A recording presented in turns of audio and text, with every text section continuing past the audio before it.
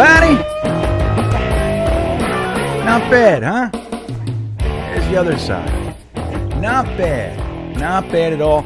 I love this ball. When we got it at the stadium for my son's first ever home game in 2015 against the Jaguars, Eric Decker touchdown led to a victory. Skiddly-doo. I didn't like it. Now, we've had it ever since. I love this thing. How you doing? We'll talk more about soft, squishy balls a little bit later. This is Green Bean. Welcome to episode 78 of GreenBean's Jets Pod, Season 3, Episode 2. Oh, we're just adding numbers. Why not? You guys know me. I am super strong with my mathematical background. Yes. Very strong indeed. Episode 78.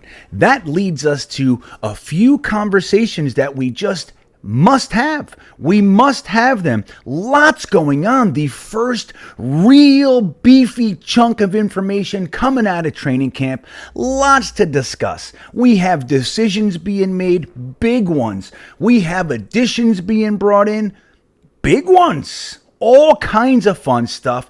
Guys coming out of the bottom and shooting through the roof. Guys settling down after shooting through the roof. We got all sorts of fun stuff. Again, I am glad that you are here to episode 78 of GreenBean's Jets Pod. We have a good time here. We just get into it. That's what we do. We have the time. We can take as much time as we'd like. Sometimes 10 hours. Yes, sometimes 10 hours. We just keep talking. I love it. We get into everything here. And guys, I love hearing from you. As many of you already know, I spend a large portion of my week getting into back and forth with you guys. If you have any questions, comments, concerns, thoughts, let me know in the comment section right after you hit that thumbs up button. That's right. Thumbs up means the world. It seems so insignificant. It seems so simple. But all these guys out here, why is everybody asking me to hit the like button, the thumbs up button? Because it's paramount for YouTube. They place the importance on it. So we therefore have to place importance on it. But we appreciate it when you do it. You hit that thumbs up button, and then you just kind of lean over a little tiny bit south, and you hit that subscribe button so you never miss a single thing coming out of this channel. New York Jets talk at its finest, at its most honest. The most honest I can give you. Anyway, so you go ahead and you do that. I have a few announcements, guys. Our Wayward Jets fund is cooking. We're getting all sorts of ticket donations and monetary donations. I want to let you know what it is. The Wayward Jets fund is an attempt to get people that are elsewhere, Iowa, New Mexico, Missouri, to get Jets fans that are way out there in the middle of nowhere, sometimes enemy territory. We want to get them to their first ever Jets home game at MetLife Stadium. So what we're doing is we're allowing donations, a centralized hub, whether that be tickets. We even see guys donating their apartment for a stay. Some guys are donating money. Some guys are donating this or that or their time or a parking pass. It's really quite amazing. The link is in the description of this very video. If you want to donate $5, $20. If you got 2 tickets, let us know. We are going to connect those donations with the fans out there who have, for whatever the reason, have not been able to make it to a New York Jets home game. We want to get them there with us. The first game we're doing is opening day. We already got Iowan Jetsfan. He's coming. Guys like Rob V taking care of him. Vino's out there donating for the next game. I mean, we are really moving forward, and I love it. Guys, any help that you can give would be appreciated. We do have a list of potential fans that we would like to get to the game. Crazy. We're even paying for travel. So that's what we're trying to do. We're trying to get them a ticket, identify how long, how much it would take to get them there from wherever. It's going to be $400. We're trying to be able to pay for the airfare and the ticket, get them in the stadium so we can get a proper hang with them, get them amongst the Jets masses, and get them to their game. Again, the link is in the description. Any donation is appreciated. If you would like to receive the donation, If you're way out in East Jabib and you're like, hey, I'd love to go to a game and I never can, reach out to me on Instagram and or Twitter. Send me a DM on either one of those platforms and let me know what the deal is. Tell me your story. I love a good story. Go ahead and tell me your story and we will place you on the list and we'll go from there. While you're on Instagram or Twitter, why not give me a little follow, huh? Click follow. Do that. Ads appreciated too. And we can do that. Guys, if you want to join this, just the coolest club in all of Jets fandom, in my opinion, go ahead and join the Beanbaggers. The link is also in the top of the description of this very video. And we have a good time in there, man. Last week we watched the 2002 Packers-Jets game where the Jets needed to win the division. That was the last time that we won the division. We went and beat Brett Favre's Packers with Chad Pennington's Jets. Great game. We had a great time in there, and you can be a part of that as well. We do all sorts of fun stuff every month by clicking the link and joining the Beanbagger. So, guys, like I said, this is episode 78, which leads us to our player profile, right? Who is number 78? It's an interesting one. Last week, we got to talk about Mekhi Becton, and we never talk about him, so why not, right? But this week, potentially even more interesting, we have a new addition to discuss today. A guy that was brought in to solidify the most important unit on the entire team. If this unit isn't cooking, if they're not intact, the rest of whatever we did has very little impact or effect because it's the offensive line that protects the quarterback, makes the holes for the running back.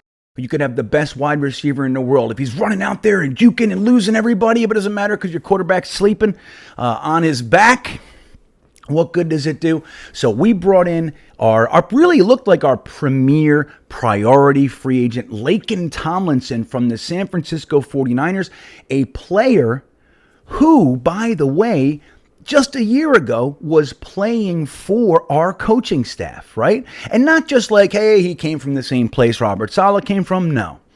Mike LaFleur was on the offensive staff. He was the passing game coordinator. He was very involved in the play design and all that sort of stuff.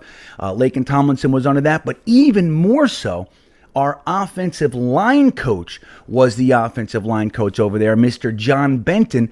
So Laken Tomlinson comes over here and he knows the system. He knows the vernacular. He knows the thought processes, the whys of it all. And then he happens to have an intimate relationship with our coaches. The fact that he chose to sign here leads me to believe he had a positive relationship with our coaches. So he's really brought over here, guys, to solidify our offensive line. We have all kinds of talent, right? We have AVT, a first-round pick, a guy that we used our first-round pick plus our 2 third-round picks to move up in that first round to grab him. So he's a 3-pick kind of guy. AVT looked pretty good, especially in the run game. We got to, see him settle in the passing game and all that, but he's got all the talent in the world. We also have first-round pick Mekhi Becton. He's on the line. Then we have George Fant. Kind of came out of nowhere. That's a Joe Douglas special. He gave essentially a guy who had never really started at left tackle in the NFL. He gave him really good money to come on over here. He's been playing right tackle. Last year with Mekhi Becton's injury, he went to left tackle. As we know, performed beautifully. So we got these guys, and then we have, PFF keeps calling him a top 10 center. All right, so we got ourselves a top 10 center in Connor McGovern. And the thing is, guys, if Connor McGovern has 2 guards that he can rely on that are rock solid, know the system, you don't have to worry about them missing assignments or not being able to account for stunts and such. Connor McGovern can play a significantly different ball game than he was forced to play last year. Let's hope that it all gels with Laken Tomlinson being the centerpiece addition to this group. Laken Tomlinson is a 6'3", 315-pound monster man, 30 years old, turns 31 in February, so he's going to be 30 years old this season. He also is going into his 8th season. Here's a cool thing, man. Has not missed a game in 5 years. First of all, you hear that? That's a little knocking on wood, okay? I've been here too long. If knocking on wood does anything, I'm doing it.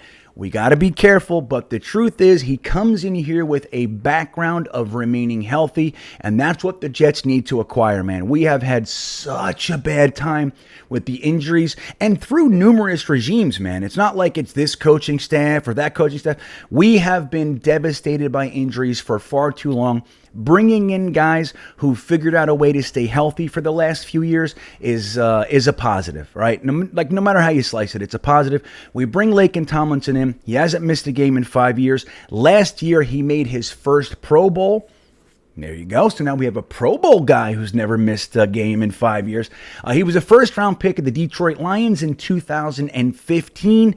Last year, he played 1,094 snaps. That's 1,100 snaps. Where I come from, 1,100 snaps, 5 penalties, 2 sacks. He's highly rated, highly regarded. He's known as a leader, and he's an animal.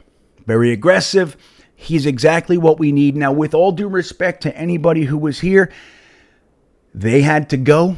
Okay, we got some guys injured. We see guys, if you watch these plays, like look at some replays of last year, you see our offensive linemen, I mean, quite literally at times, being launched into the air backwards. You ever been launched into the air backwards? You're running around on a playground in 8th grade. Somebody just pops you and you leave the ground. You can't do anything, right? Your leg, your arms, your legs, you can't grab anything. Like we're humans. We're not made. We need ground. We need something. When an offensive lineman gets tossed into the air, like lifted, and you just see them and their legs, that's not good. That's not what they're being paid to do. And Zach Wilson, he's seeing his 310-pound offensive lineman lifted in the air. What is he going to do? He runs. He's a holy macaroni. I got to get out of here. So we saw a lot of that last year. Laken Tomlinson alongside of AVT and Connor McGovern in the middle with our bookend tackles. The goal is to have a solidified, gelling offensive line built with talented individuals that hopefully can stay healthy and protect our second-year quarterback. Laken Tomlinson, look, you guys remember, we were all talking about what our hopes and dreams were for free agency and then the draft and all that stuff. Laken Tomlinson, well, let's say it this way. Guard, it was right guard. I'll admit, it was right guard. I wanted right guard above and beyond everything else. If we got a right guard and a right guard only, I would have been happy with the free agency. Maybe not happy, but I would have been like, okay, at least we got the thing. Laken Tomlinson was the guy I wanted the most. Loved some other guys, all right? So would have been totally happy with them as well. But Laken Tomlinson was the number one guy on the number one position that a lot of us wanted, myself included, this offseason. And one more number one, he was the number one guy that Joe Douglas signed in the free agent period. Skiddly ding dang. We're all happy. Laken Tomlinson coming on over to help us out becoming an offensive line that we can be proud of. We have not had one in a long time. I mean, Mike McCagnon, correct me if I'm wrong, I think he drafted 2 in 5 drafts. I think he got, was it Brian Winters? Brian Winters and Shuma, who's still here, oddly enough. So maybe we have one more in there. But either way, it's 2 or 3 in 5 years of drafting. Look at what Joe Douglas has done in the 3 drafts that he has and the 3 off seasons that he's had. So the focus is there. The importance is understood. And we brought him in. Laken Tomlinson is fantastic. So there he goes. All right, there's our player profile. Coming right out of that Laken Tomlinson action, which excites me, guys. It excites me. I am a huge, huge fan of not only, offensive lines that are just solid, but I like aggressive offensive lines. I like guys like that sincerely enjoy rolling people. I like when they, somebody comes too close to the quarterback a half second too late and they're on them. Like, I like that sort of stuff. And it looks like with the relationship, Zach Wilson in his second year, there's a lot of bubbling positivity, man. There's a lot of camaraderie. There's a lot of that stuff going on. Adding a guy like Laken Tomlinson, I think is good. We're going to start seeing some Zach Wilson protection, which was ominously and sadly absent last year. How many times we go, wait, where's the O-line? Where are they? First of all, you got blown off your stance, okay? That's number one. Second of all, your quarterback's getting late hit all day. Where are you? We talked about that all year. This year, it looks like we have a shot of that not happening which would be fantastic. Laken Tomlinson at the center of all that. So for our next section, we'll just get right into it. Can stay with the offensive line in the news of the week.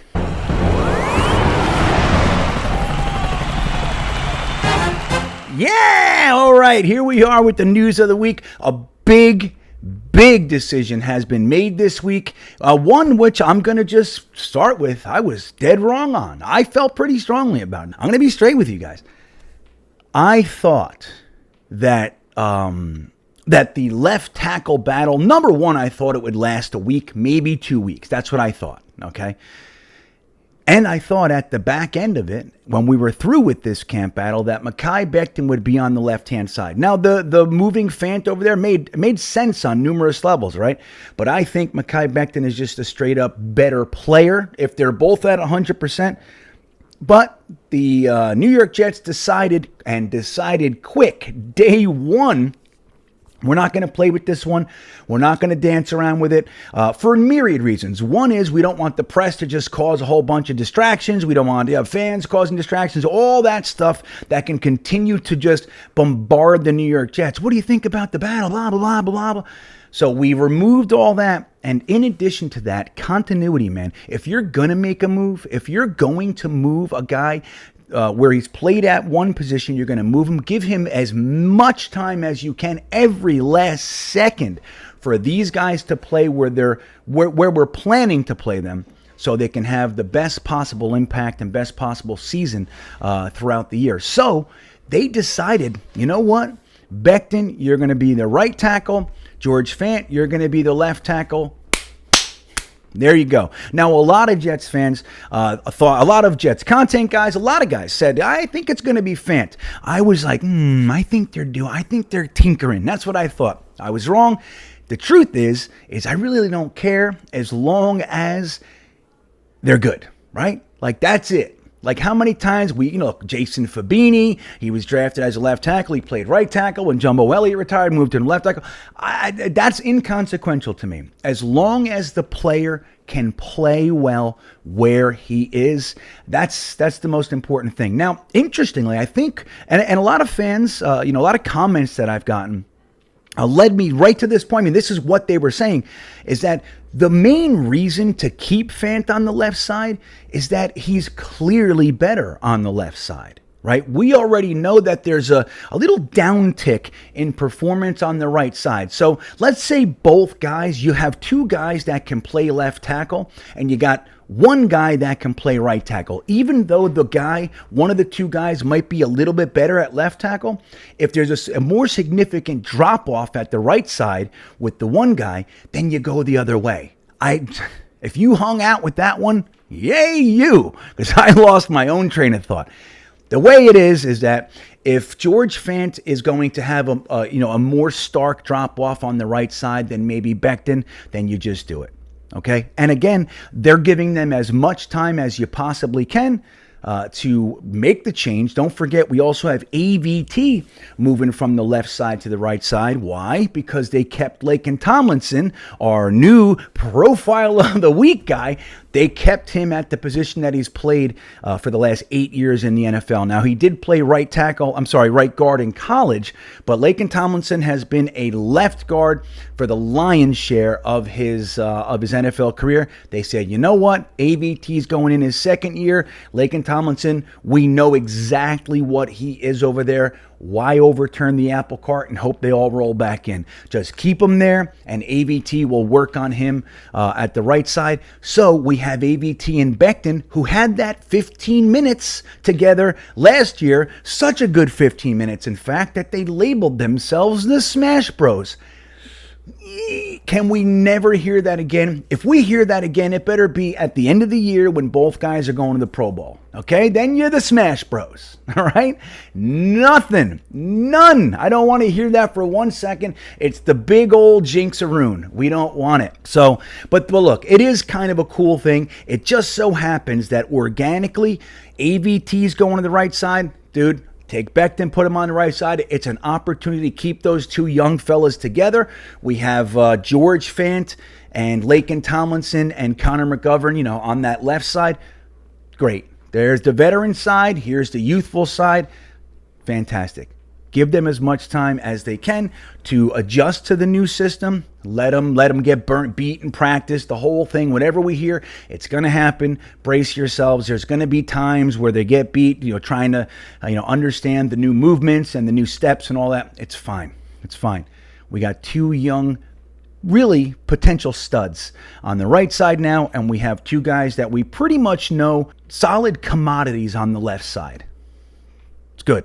So, I was wrong, but I'm not unhappy about it. Isn't that nice?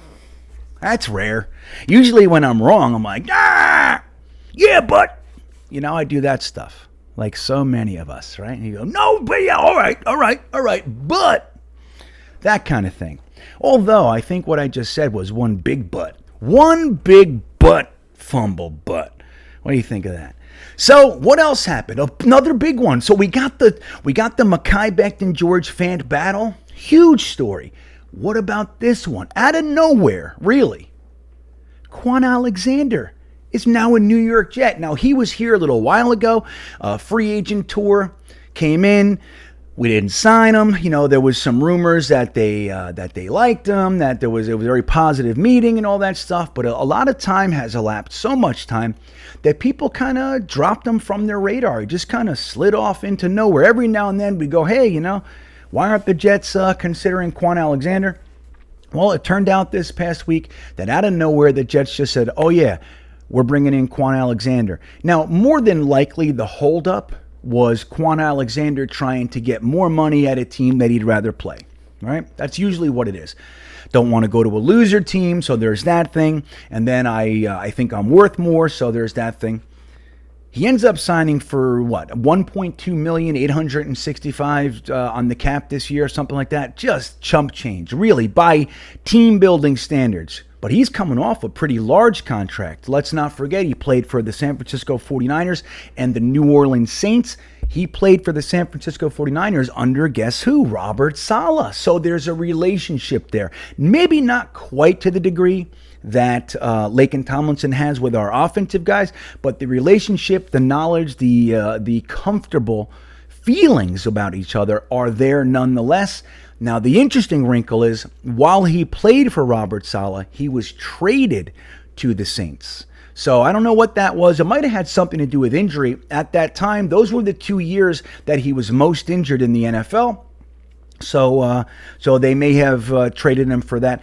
The truth is he's a very, very solid linebacker, man. He goes 100 miles an hour. He's actually pretty damn good in pass coverage. So covering the running backs, covering the tight end. It's one of the areas he's excelled at, and he's been known to pick off a ball or two. So that's something that we could use. Now, he's averaged somewhere around 12 games a year. He played 12 last year, and that's combining both teams. I think it was 7 for the Niners and 5 for the Saints. He played 12 the year before. Then it was 8 games the year before that, 6 games the year before that. Then it was 12 games, 16 games, and 12 games. So, depending on what goes on, right, it looks like he's going to give you around 12 games.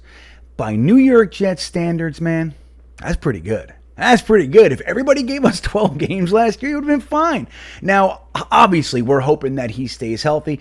And the way that they use him, if he's not expected to come in and like save the day and like be the full-time starter right next to CJ Mosley or something like that, if he's kind of there on passing downs or what have you, maybe he lasts a lot longer. Maybe he does play 14 to 17 games, which would be fantastic.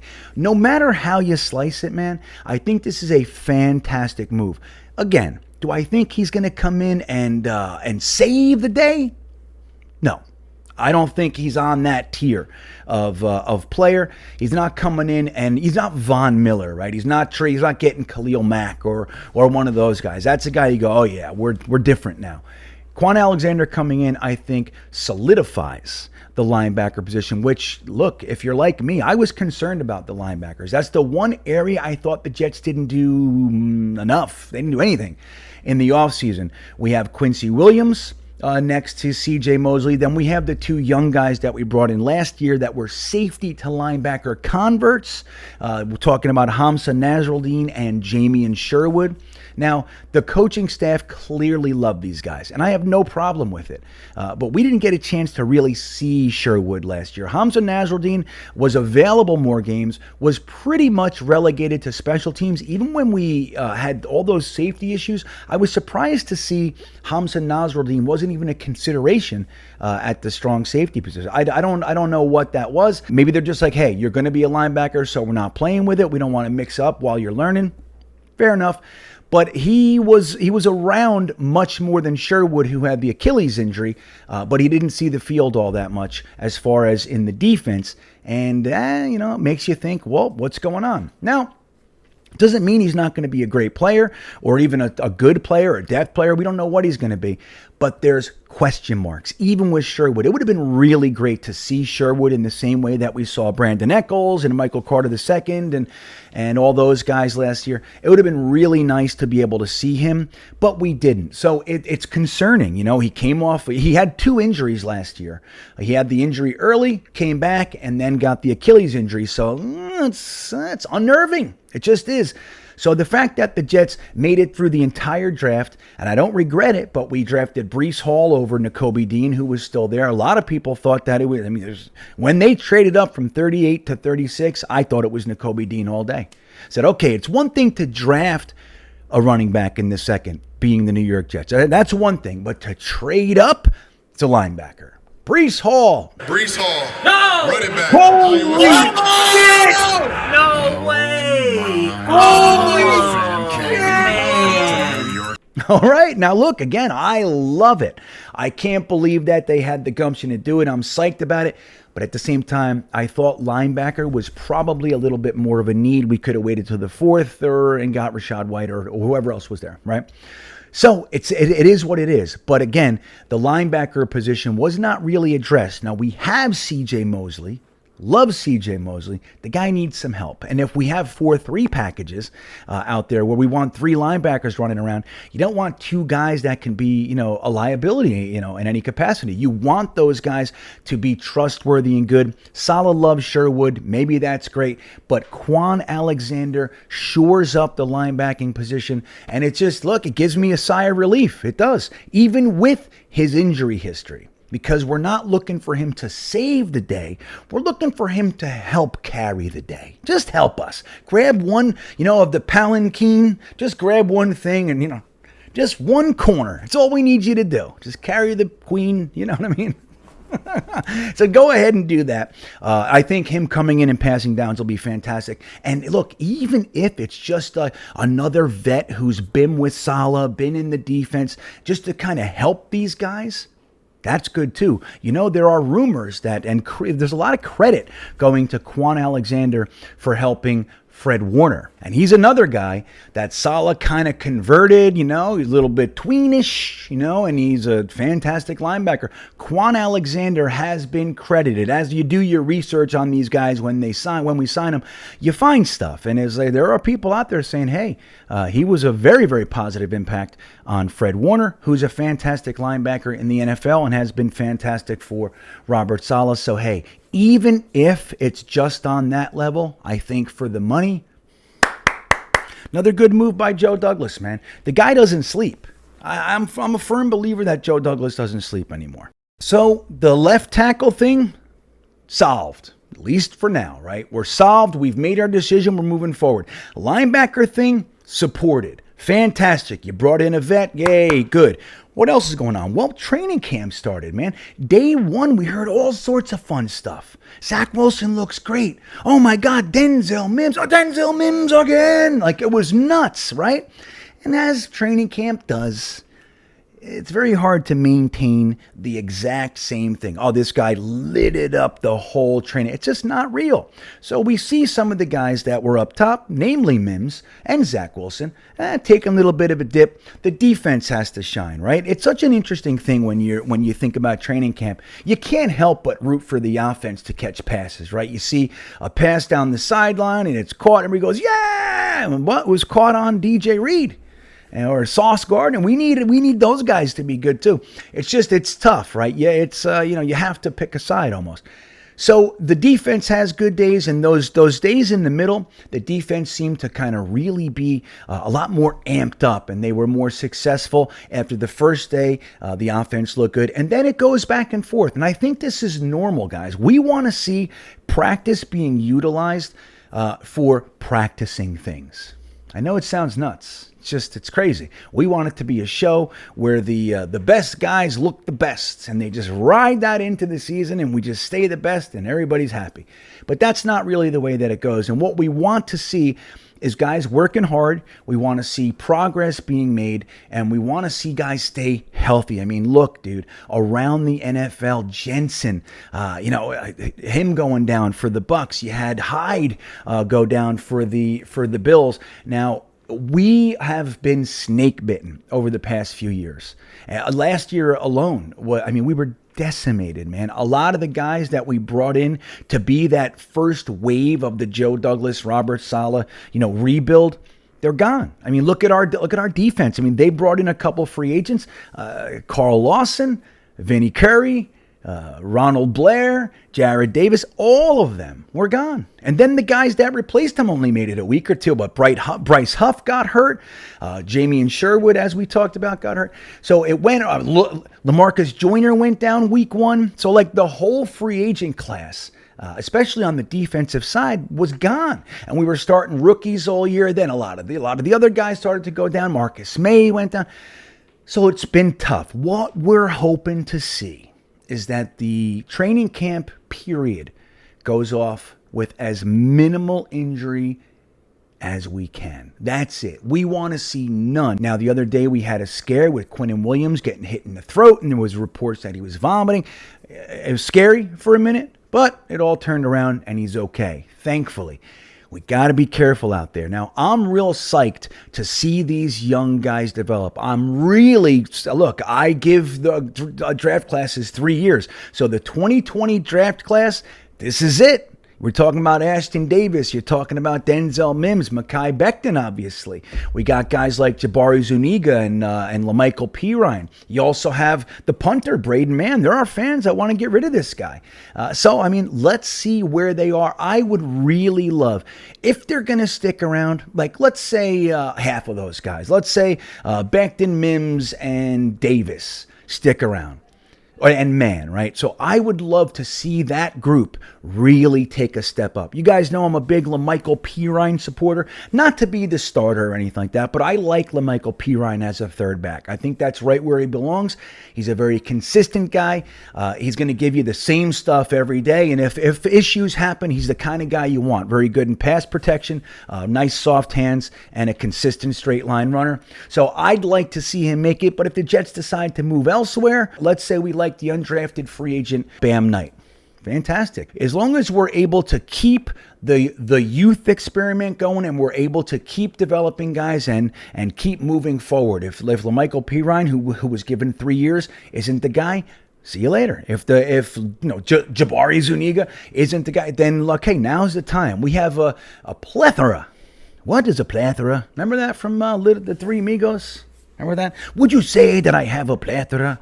Would you say I have a plethora of piñatas? A what? A plethora. Oh, yes. You have a plethora. What is a plethora? Why, Wapo? That was a great movie. So anyway, we have a plethora of defensive linemen, even guys like that we don't talk about. Bradley Anai, who I loved coming out. I loved that little sneaky grab from the Cowboys as the offseason took shape. I loved going down there and plucking him. And we have guys like Tim Ward, who this regime loves. The Kansas City Chiefs loved him. If we were to cut Tim Ward, bet on it. Tim Ward's going to go get scooped up by the Chiefs. They regretted it. Fans went nuts. It was one of those guys. They were ready for him to make an impact, and the Jets plucked him off of the waivers. He said, boop, that's ours. And then even guys like Tanzel Smart and obviously Jonathan Marshall, we used a 6th-round pick on him on the inside. So we have a lot of guys. If a Zuniga, whose problem has been health, if you can't stay healthy through training camp, it's time. It's just 3 years. You give these guys 3 years, and if health is concerned, if they can't even make it to the season every year, year 3, you say, okay, listen, man, you got to do it. And if he can't do it, then he's got to go. So there it is. Lots of stuff going on. I love it. I'm really rooting for these young guys. There's nothing I like more than bottom end guys actually coming in and surprising people. One good one is Jason Pinnock, right? Who thought that he would end up having a chance to be our safety, right? We thought big, long cornerback. Great. He ends up filling in for safety, and the Jets love him there.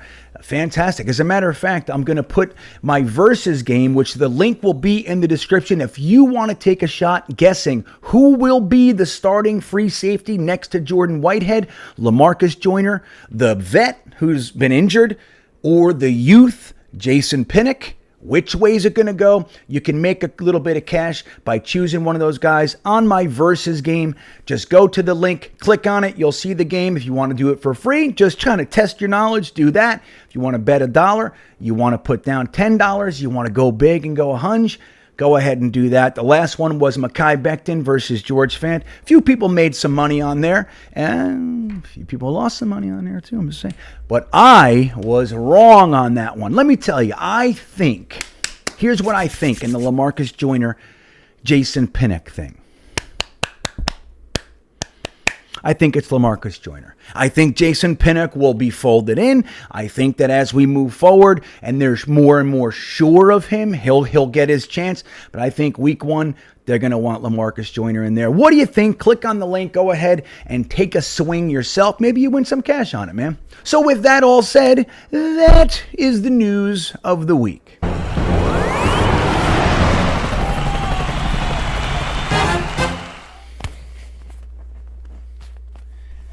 How's my form? What do you think? Am I okay? What do you think?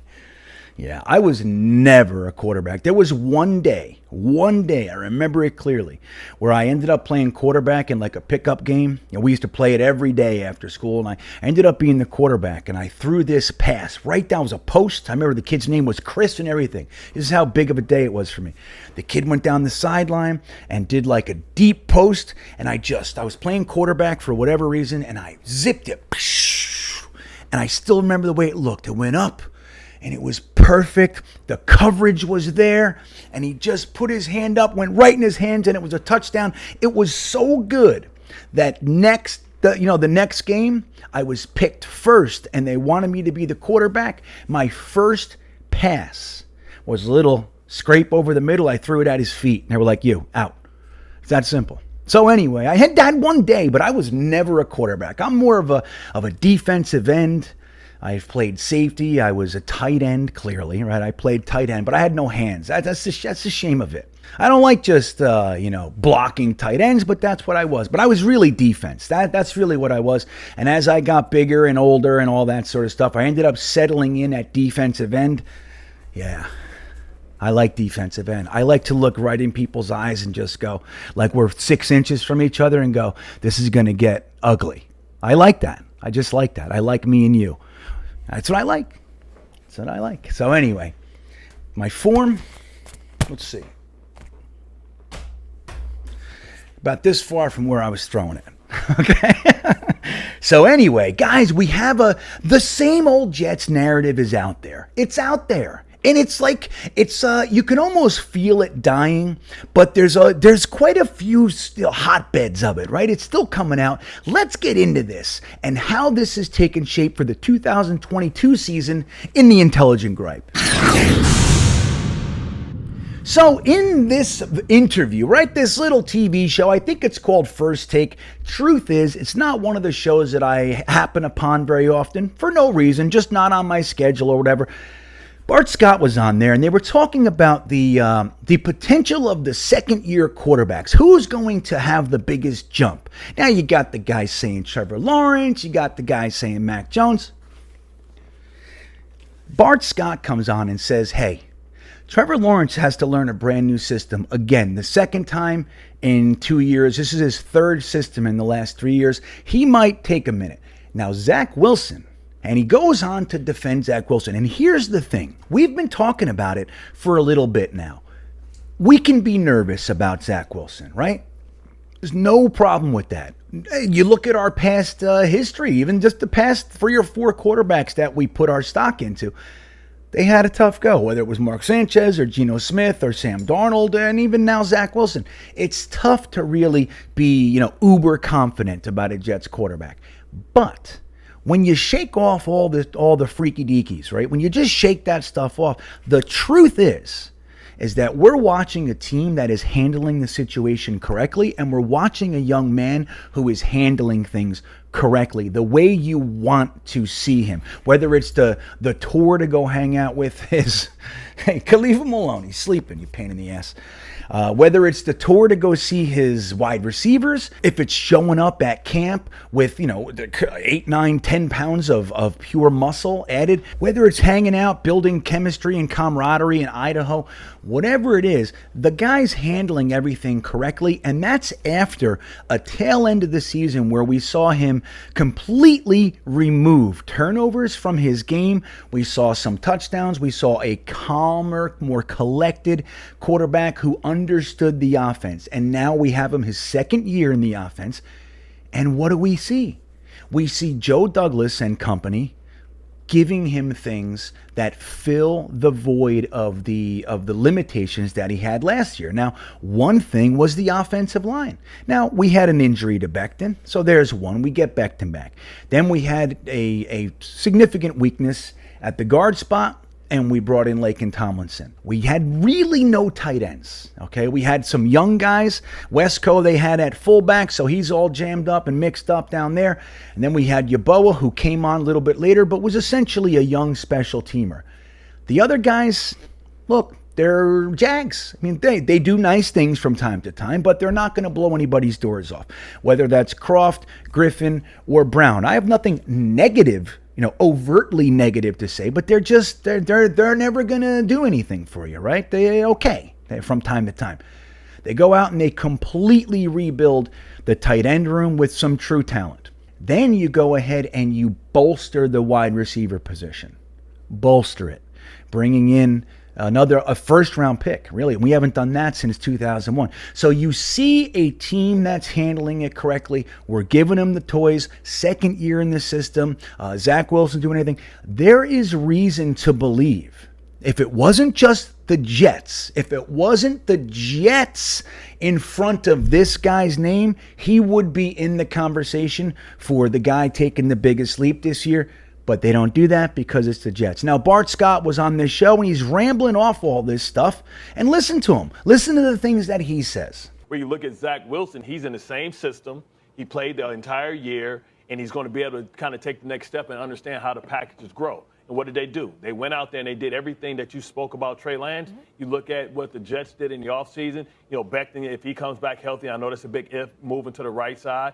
Vera Tucker is a candidate to be a Pro Bowler. You look on the right side to go and get a Pro Bowl right guard from San Francisco that was in this system before, in Laken Tomlinson. And then you go out and you get everything that Breece Hall is going to be is what we expected Saquon Barkley to be.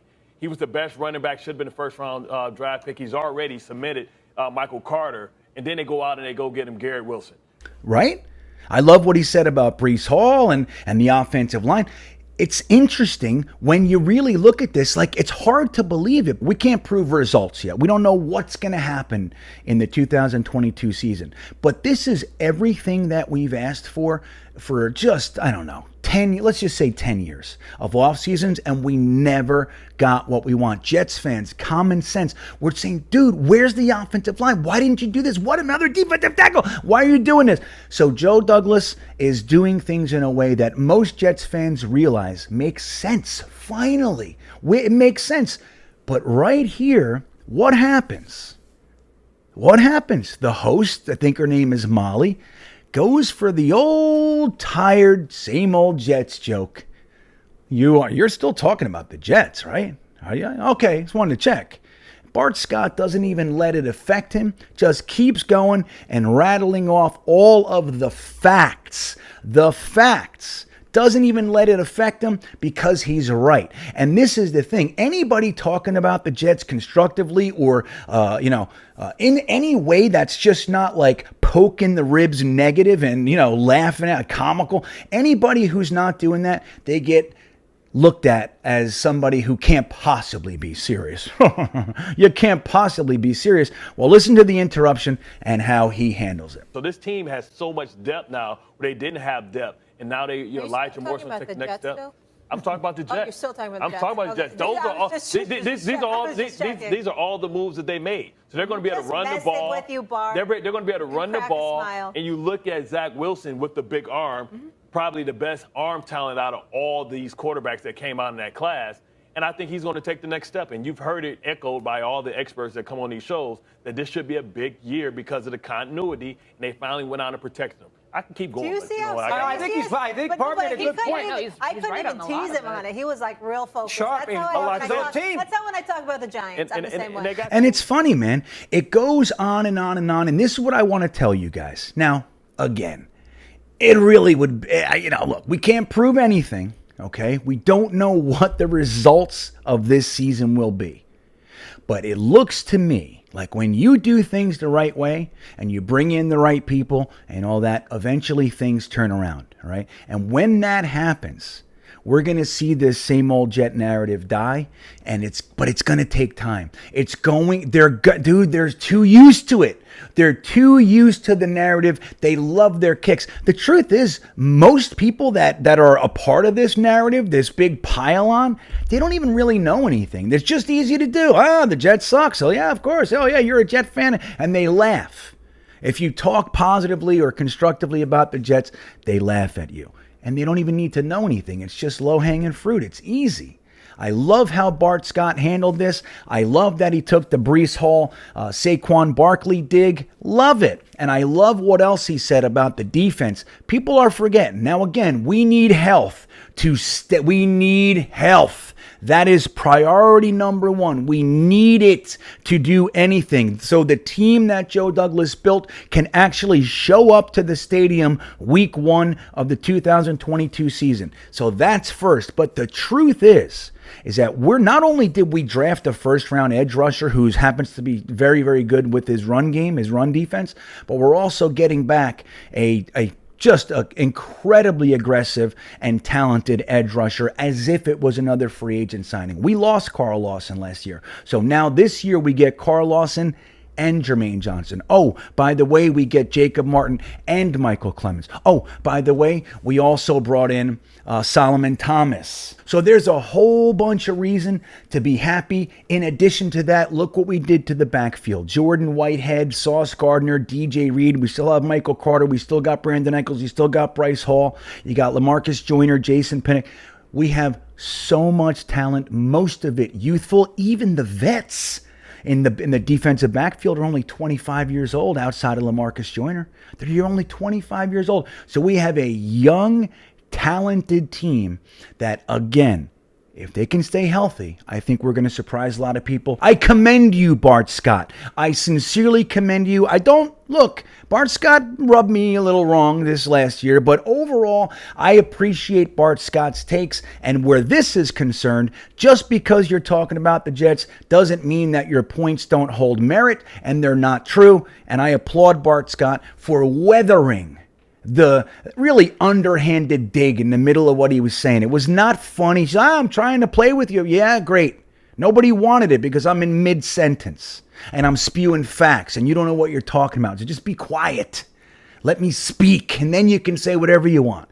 So anyway, thank you, Bart Scott. I think we're going to see more of this as we start going through the season because Zach Wilson is primed for a nice second-year jump, and that is the intelligent gripe. So, man, I could not be more excited to watch the evolution of our training camp. I can't wait till preseason. I just can't wait.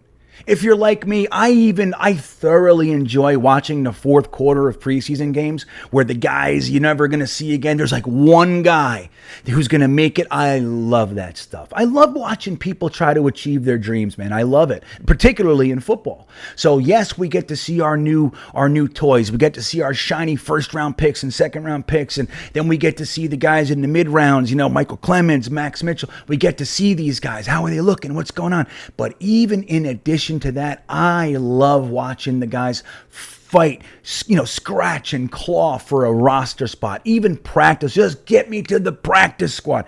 These guys are fighting for their life, and I thoroughly enjoy it. I love this time of year. It's my favorite time of year where football is concerned, and I hope you're enjoying it too. Guys, don't forget about the Wayward Jets fan club. We're trying to get Jets fans to their first home Jets game that have never been. Give us a hand if you can. We're getting donations of tickets and all that, but $5 ought to do it. If everybody donated $5, we'd be able to take care of all these guys. All the guys on my list, we'd be able to get them in there already. And if you'd like to be added to the list, reach out to me on my Twitter DM or Instagram DM. It's just GreenBean Jets fan. You'll find me on there. Go ahead, send me a DM. Let me know why it is. Why haven't you been to a game, man? Tell me. Give me the story, and we'll add you to the list, and maybe we can get you to a game as well. Don't forget about the Beanbaggers. You can join our group and have a blast with us. And the link is in the description. Don't forget about the Pinnock versus LaMarcus Joyner game we have going on the Versus app. That link is also in the description. Guys, I love being here with you. Oh, public service announcement. As gas, look, it's going down, but it's still incredibly high. I'm not paid by them. They're not sponsoring me, but there's also a link in the description to get money back for every gallon of gas that you buy. I use it religiously. I've been using it for years. I've saved all told. Now, I travel a lot, so it might not be this for you, but all told, a couple $1,000s back from my gas sales. The link is in there as well. The only benefit I get is if you use my promo code, we each get 15 cents off per gallon your first thing. So anyway, it's my gift to you. Enjoy it, love it, save your money. With that all said, that's going to do it for episode 78 of GreenBean's Jets Pod. Don't forget to like and subscribe. And Jets fans, you deserve happiness too. Don't believe what they say.